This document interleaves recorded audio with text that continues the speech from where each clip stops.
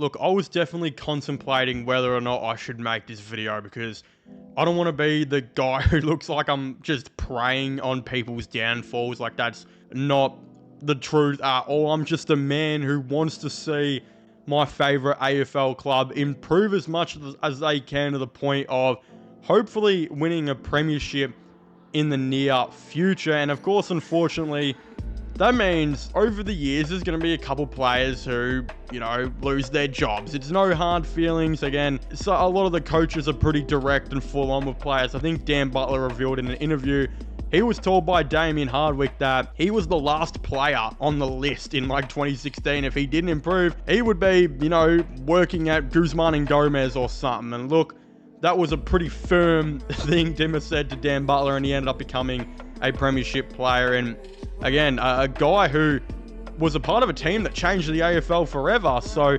a man who was a part of a team that changed the AFL forever was that close to cleaning the floors up at Hungry Jack's. So there's going to be situations like that, right? And Richmond, they had about, I think, 10 players get delisted and retire in 2024, and they brought in 8 new players. I think had another rookie or so go up and brought back Mate Kalina, who they delisted. So in 2025, it's going to be a situation where there's going to be players who get delisted and there's going to be players who retire.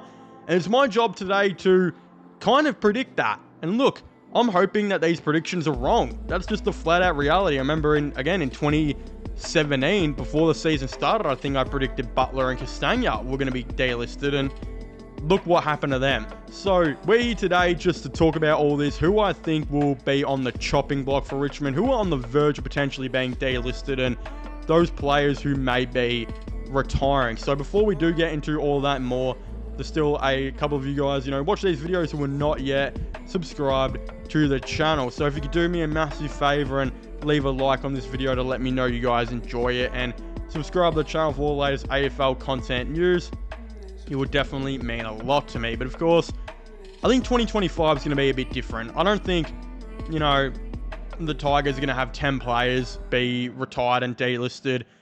I think, considering they only have 2 picks so far, which will probably end up becoming 3 because I think they've got a father-son, I think we'll probably only see about 5 or 6 players go. At least that's my prediction.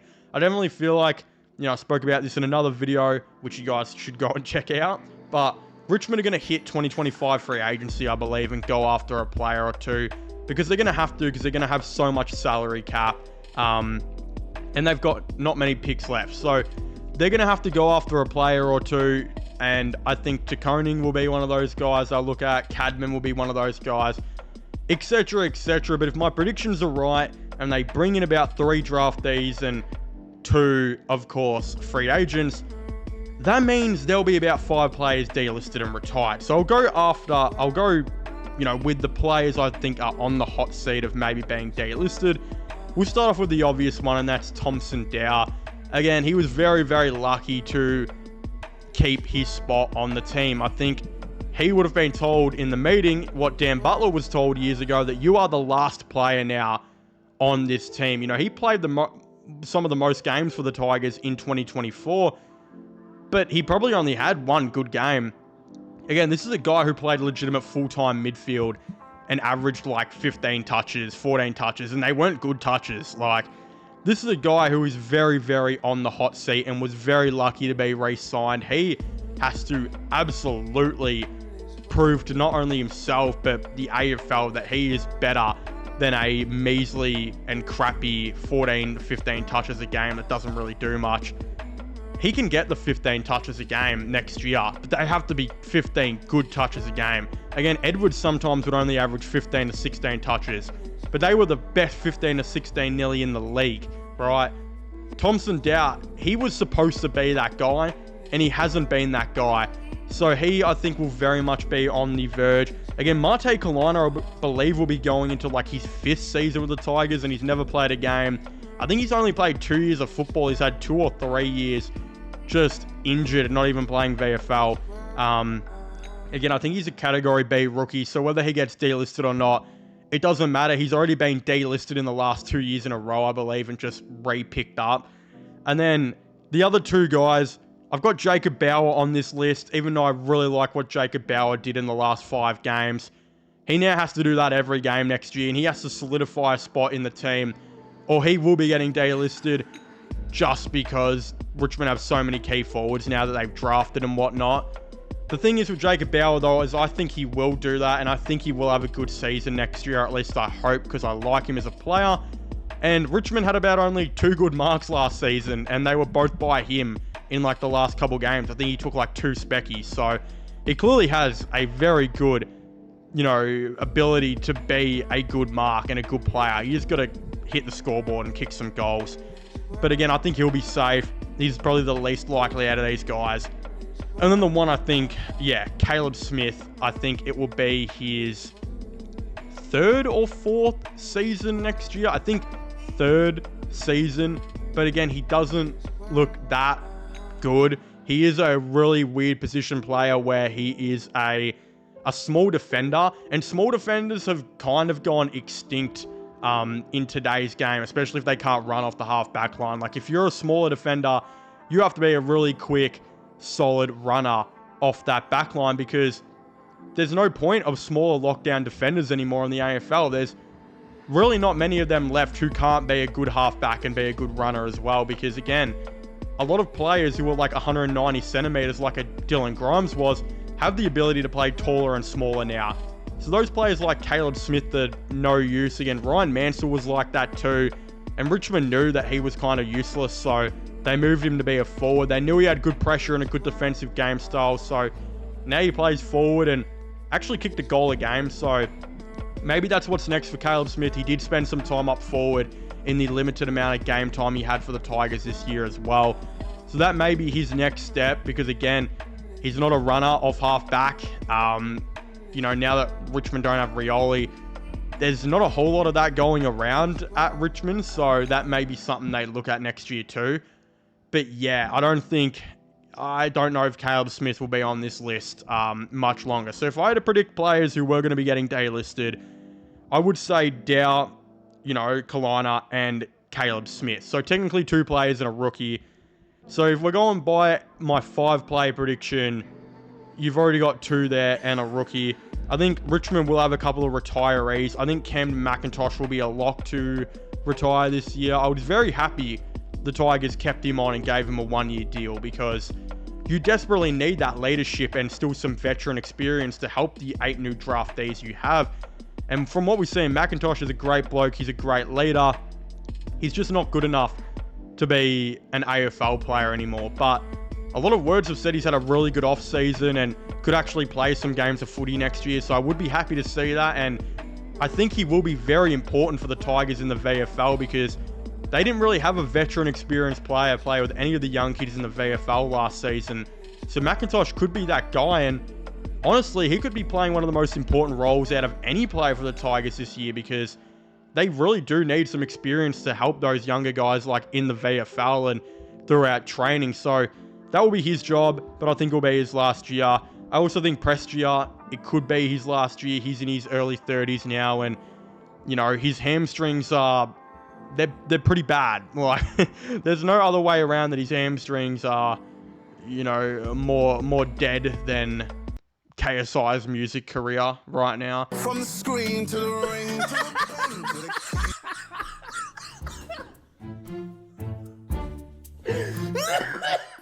Actually, I shouldn't say that. The Thick of It song became kind of an internet meme, and that's arguably the greatest song I've ever heard of all time.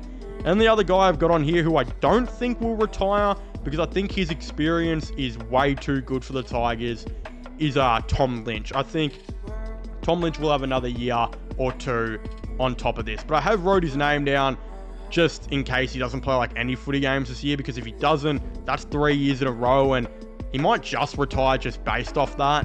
But considering the Tigers need still veteran leadership, and he will be about 32, 33, I think. Probably 32 this year and then 33 if he goes on next year. They should probably still add another guy. And again, they've got Armstrong, Sims, Gray, Fall, Fawcett, and Bauer, all like 22 and under as key forwards. They need a veteran and a mentor to help those guys out. And who better than Tom Lynch, one of the best key forwards over the last 10 to 15 years. So I'm happy with that if he goes on for another year or two. And yeah, it'll be interesting to see. Those are the only players I want to mention now, because there could be another player or two. Like if a guy like Sonsi or, Judson Clark doesn't do anything this year, then yeah, they could very well be delisted. But I don't want to talk about them just because I think they have showed somewhat of an upside compared to the other guys. And I'm very excited to see and hopeful that they can do something again next season. Alright, boys and girls, so one of the movies I saw earlier in the year that I actually really happened to like was Glenn Powell's new film called Twisters, which featured these, Twister hunters and these YouTubers of Glenn Powell and his crew chasing down these tornadoes and of course, not only filming them for their YouTube channel and live streaming and shit, but they would end up buckling their car down in the twisters, drilling into the ground and have that shit go over them. It was kind of more unrealistic than me ever finding a girlfriend, but it was a great time, and Glenn Powell continues to be a charismatic, really good actor who can star in some very nice films. So I actually went to go and see this with my best mate, and before we were watching it, it actually came up with a little ad saying that the Twisters record would be available in stores, and I said, shit, wouldn't that be awesome to have? And what does he go and do? Buys it for me for my birthday, and here it is, the Twisters record, which again has 29 different songs. Absolutely insane. So we're going to be unboxing this on the channel right now. Where's the best way to unbox it, I think, and see what happens. So we'll take this out. Here we go. Whoa. Oh, it smells better than any drug that you find at your local club. It's actually double wrapped. It's like me at my local club. There we go. Twisters, the album, on record, on vinyl. So it's not one that you open at all. You actually take these out. Holy crap. There's the man, the myth himself. Glenn Powell, and I forgot what that chick's name is, but she was pretty good looking. So that's the front, and it's got a bunch of different songs on there. You can see that magnificent picture right there. Another one here of Glenn Powell sitting on the truck, and of course the two vinyls. Oh my god, bro, it's nice and grey, like a really nice silver color. Don't want to get my fingerprints too on this, but holy crap, that is a nice colored record. That is sick. So this is side A with Luke Combs's Ain't No Love in Oklahoma. It's also got Lainey Wilson's Out of Oklahoma on here. That has 8 songs, while the other side, side B, has Jelly Roll's Dead End Road. I've got a Kane Brown song on there too. Side C, got a Shania Twain song, a Jelly Roll song on there too. And on side D, you've got a Mason Ramsey song on there. So really nice. I'm extremely interested to listen to this and put it in my record player and just see what's happening. I just got a parcel today, and I have a feeling it's Post Malone related. So let's chuck the camera here and unbox this thing together. I'm pretty excited. I think I know what it is. Ooh. Ooh. Look at that. Post Malone's new album, F1 Trillion, on record. You got his Ford F-150 truck right here. Bro, whoever took this picture genuinely just cooked so hard. This is the back of it. It says F1 Trillion. You can see all the song names in the back there. All right. Taking the plastic off it. Oh, open it up. Jesus Christ. This is obviously the making of the cover. It's crazy, like barely any Photoshop it looks like was used to make this, cover. Like they literally used a big ass crane to dangle that fucking truck over the lake. So I think there's a record in each side. There's this one. Oh no, we got 2 records, I think. Oh no, we just got a bunch of pictures and shit right here. I think of this is just like a whole entire bloody photography thing on the album that they did. Holy crap, folds out like the GTA 5 map. There you, there you go, there's all the pictures. Look at that. All white record. I specifically wanted the white one because I thought it looked so clean. I definitely think I made the right choice. We got another one here. White again, obviously. Shout out, Phil Dunphy. But again, if you haven't already, please make sure to leave a like and subscribe to the channel. Comment your thoughts and opinions down below on who you guys think Richmond could potentially move on from if they don't improve next year. And do you guys agree with this list, or do you guys think some of these guys will improve? If you don't agree with that, let me know who you guys think will be on the chopping block potentially. Again, I'd very much like to know your thoughts and opinions down below. Go check out my Richmond free agency video too. It should be uploaded a couple videos before this one. But as mentioned earlier, I think they're going to attack the 2025 free agency period quite a bit. So go check out that video if you haven't already. Subscribe to my gaming channels, my IRL/long channels. All of them will be getting linked down below. And I guess I'll see you guys next time. Goodbye.